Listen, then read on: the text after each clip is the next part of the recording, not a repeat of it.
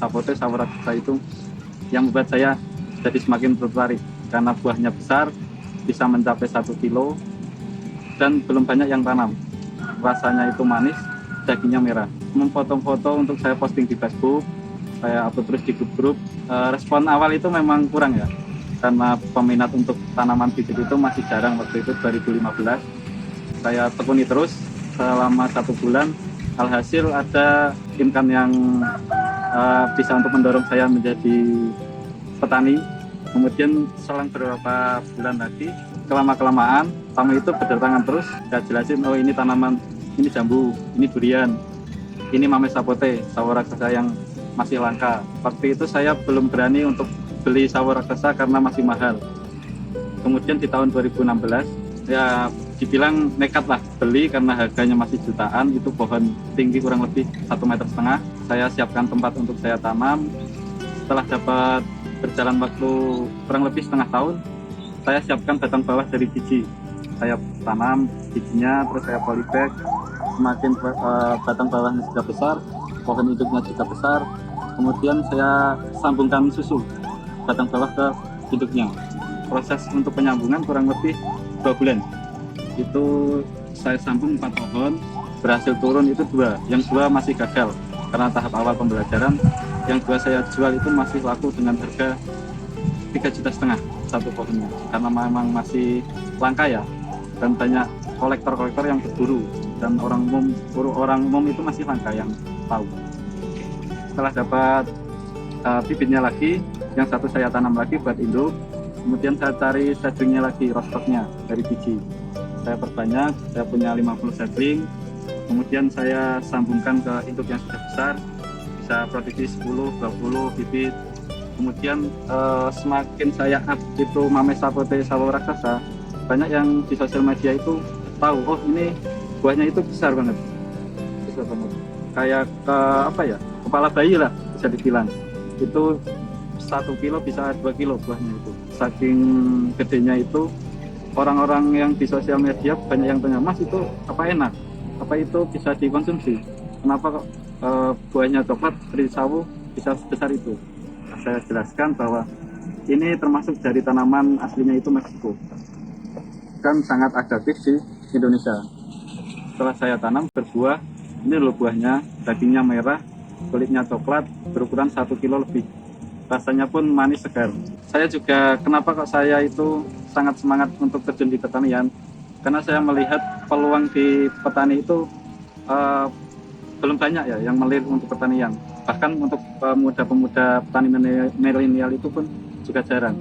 Makanya saya coba spekulasi, didorong dengan orang tua, Mas Irul, Pak Sam. Saya terjun ke pertanian. Saya coba untuk bertani dengan sangat tekun, semangat. Jangan kita memandang bahwa petani itu kotor atau miskin lah. Padahal petani itu orang yang terkaya, karena kita bisa menyatu dengan alam, kita tahu perkembangan pohonnya, kita bisa untuk orang-orang lain itu bisa bermanfaat. Kita mempunyai pohon, dia tanam, dia berhasil berbuah, kita ikut bangga. Hasil buahnya itu juga sangat bermanfaat bagi yang menanam. Kita sendiri, kita juga ada proses bertahap ya, nggak langsung kita lahan banyak. Kita juga awal mula dari 1-2 pohon, kita besarin, kita perbanyak. Sebagian kita jual untuk modal kita tanam lagi. Itu ada proses yang cukup panjang juga, nggak langsung kayak mie instan direbus matang. Jangka waktu kurang lebih dari 2016 sampai 2021 itu saya tetap konsisten untuk terus berkembang, menanam, menambah lahan, sampai hasilnya itu ya bisa dibilang luar biasa lah. Dengan kita tetap konsisten, semangat, itu dengan berjalannya itu mendapatkan hasil yang sangat luar biasa. Dari kita nggak punya uang, kita coba deketin nih petani, kita benar-benar pengen jadi petani. Kita belajar dahulu, kita coba bagaimana sih perawatannya, penanganannya, bagaimana nanti pemasarannya, itu bisa. Nggak harus kita bayar, itu enggak. Kita dari nol, nggak punya uang, kita belajar pun bisa. Untuk mame sapote ini asalnya dari Meksiko. Di Indonesia dikenal dengan nama lain sawo raksasa, dan nama tren saat ini buah sultan, karena buahnya itu sangat besar sekali. Dan untuk tanaman mame sapote ini, untuk hamanya itu nggak begitu banyak. Di sisi lain, buahnya itu ketika kita mau mengecek matang atau tidak, dicuek ya namanya, dikelupas sedikit itu nanti ada bekas luka, itu hama tidak masuk. Dan daya tahan pohon itu juga tebal, sangat tebal sekali.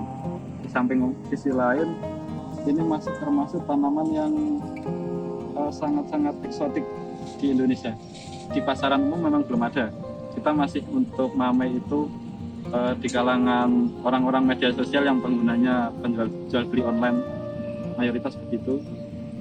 Kemudian mame sapote ini dibanding bibit buah lainnya, itu buahnya bisa harganya itu ratusan ribu per buah. Makanya buah mame sapote ini bisa dibilang buah sultan karena memiliki harga satu buah itu ratusan ribu. Untuk rasa mame sapote atau buah sultan ini rata-rata manis, segar, seperti sawo umumnya. Bedanya itu dagingnya merah. Apalagi nanti dibikin jus, tambah jus seger. Untuk peluang mame sapote itu menurut saya pribadi ya masih terbuka lebar, karena memang belum banyak yang menanam. Untuk skala banyak masih dalam tahap tanaman di pekarangan, itu kan masih untuk konsumsi sendiri. Sedangkan di pasaran umum belum banyak sekali. Maka untuk kedepannya mame sapote ini bisa jadi tren baru ya buahnya. Sama jadi bisa untuk produk lainnya juga bisa, karena kandungan mame sapote ini mempunyai nutrisi yang sangat bagus juga. Selama ini saya dari mame sapote dari 2016 sampai saat ini, alhamdulillah saya bisa bikin rumah dari hasil penjualan mame sapote. Dan walaupun rumahnya kecil lah, tapi itu sudah menurut orang tua saya itu sangat luar biasa, tidak memberatkan orang tua. Dari hasil saya bertani sendiri, saya mendapatkan rumah serta bisa untuk keseharian dalam kehidupan, untuk bisa menambah lagi tanah-tanah untuk saya tanami. Saya dari dulu memang saya kalau bisa tidak memberatkan orang tua, kalau bisa saya membantu orang tua, karena orang tua sudah mengasihi kita dari kecil sampai gede lah. Masa kita harus merepotkan orang tua terus. Saat ini saya juga masih bekerja sendiri. Hasil saya selama ini bertani bisa untuk orang tua. Untuk bertani itu mungkin orang-orang lain memandang, wah bertani itu masa nanti bisa dapat uang ya? Bagaimana hasilnya nanti? Bagaimana kalau nggak laku? Itu mungkin pemikiran yang sempit ya. Saat ini kan zamannya sudah modern. Kita harus juga memanfaatkan sosial media, teknologi. Berpikirnya harus banyak sisi yang panjang. Jangan hanya berpikir nanti kalau bertani rugi, terus mau apa ya? Padahal enggak. Kita harus bisa memindset bahwa bertani itu kebutuhan pokok bagi orang lain. Seperti halnya kita tanam durian, mangga, hasil buahnya juga dikonsumsi dengan orang banyak. Yang penting untuk bertani itu kita sukai dulu, terus kita belajar yang benar, konsisten, jangan sampai patah semangat. Kalau kita memang benar-benar serius, tekun, akan berhasil. Pokoknya petani muda harus pada semangat, karena memang proses mame sapote ini dari bunga sampai masak itu membutuhkan waktu 9 bulan. Ditanam tanpa musim, bisa dipanen tanpa musim, karena di samping buahnya lama, di cabang lain itu buahnya sudah besar, cabang lainnya itu masih kecil, jadi saling susun menyusul. Perawatannya mudah. Mungkin untuk orang-orang yang baru itu susahnya itu penjualannya. Bibit sama buahnya kemungkinan rata-rata bagi orang-orang yang awam ikut-ikutan bikin bibit, belum tahu pemasaran, belum tahu mana penjualannya. Itu karena harganya mahal, jadi mereka pasti akan merasa bosan. Wah ini nggak laku, gimana ini? Kendalanya itu karena bibitnya itu masih harga 1 juta lebih. Mame sapote, sawo raksasa ini cukup mudah bagi para penanam karena tidak perlu banyak-banyak menyemprot, hamanya juga tidak banyak. Yang penting kebutuhan air itu tercukupi. Dan awal mula kita tanam, media itu benar-benar harus diperhatikan. Medianya itu benar-benar bagus, tidak menggenang tempatnya. Setelah itu kita tanam pohonnya. Untuk konsumsi air itu rata-rata untuk pohon yang baru ditanam 3 hari sekali penyiraman secukupnya. Setelah itu berlangsung berjalannya waktu agar sudah mulai berkembang, kita pupuk NPK sebulan sekali dengan dosis 1 sendok per 1 ember. Dengan dosis sedikit, nanti ketika pohon sudah menjadi besar, kita tambah dosis lagi 2 sendok sampai 1 sendok.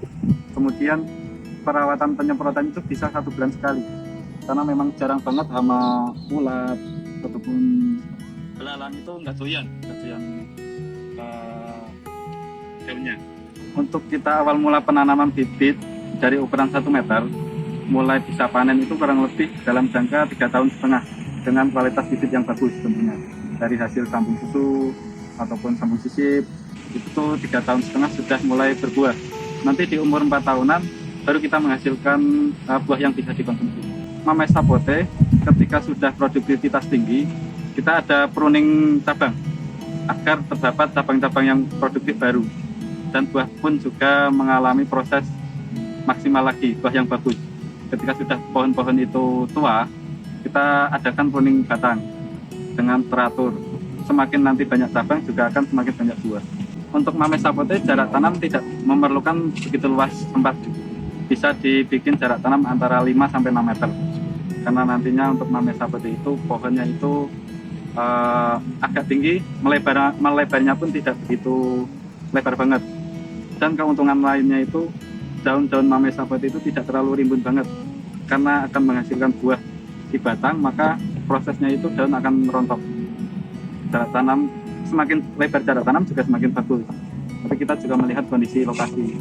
Untuk pupuk bisa dengan pupuk organik, misal pupuk kandang atau POC. Untuk pupuk kimia bisa NPK, itu dengan rutin pupuknya itu 1 bulan sekali atau 3 minggu sekali.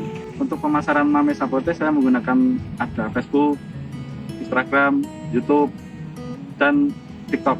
Orang umum banyak menggunakan media sosial ini. Jadi kesempatan besar bagi yang mau menanam mamai sapote.